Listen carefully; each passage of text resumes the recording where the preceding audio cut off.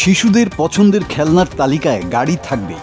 Bike, jeep, private car, racing car, truck, এক এক শিশুর পছন্দের তালিকায় থাকে এক এক গাড়ি। তবে এসবের সবগুলোই কিন্তু খেলনা। কিন্তু চীনের এক শিশু এই খেলনা গাড়ির গণ্ডি পেরিয়ে আসল গাড়িতে মজেছে 1 বছর বয়সেই। আর 7 বছর বয়স হতে না হতেই হয়ে গেছে পেশাদার কার রেসার।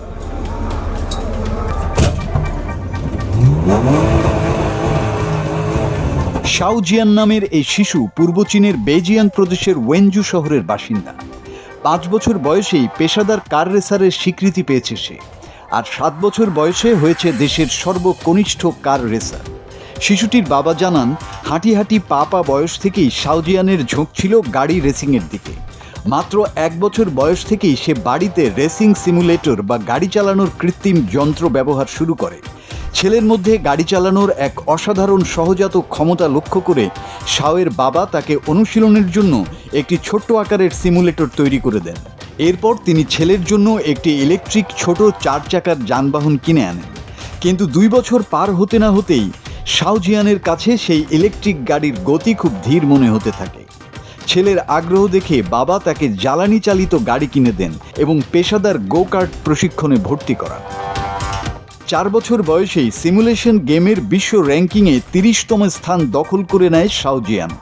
অথচ তার বাবা নিজে একজন অভিজ্ঞ সিমুলেটর খেলোয়াড় হয়েও আপ্রাণ চেষ্টা করে 3000-এরও নিচে জায়গা করে নিতে পারেননি।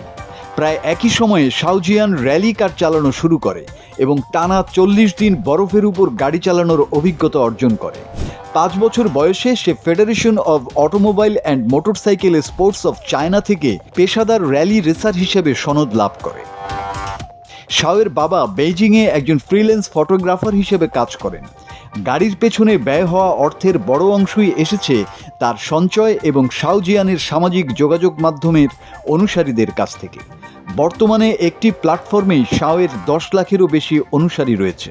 সম্প্রতি একটি জাতীয় পর্যায়ের র্যালি রেসে জয়লাভ করে বিশ্বের কনিষ্ঠতম র্যালি বিজয়ী হওয়ার গৌরব অর্জন করেছে শাও জিয়ান।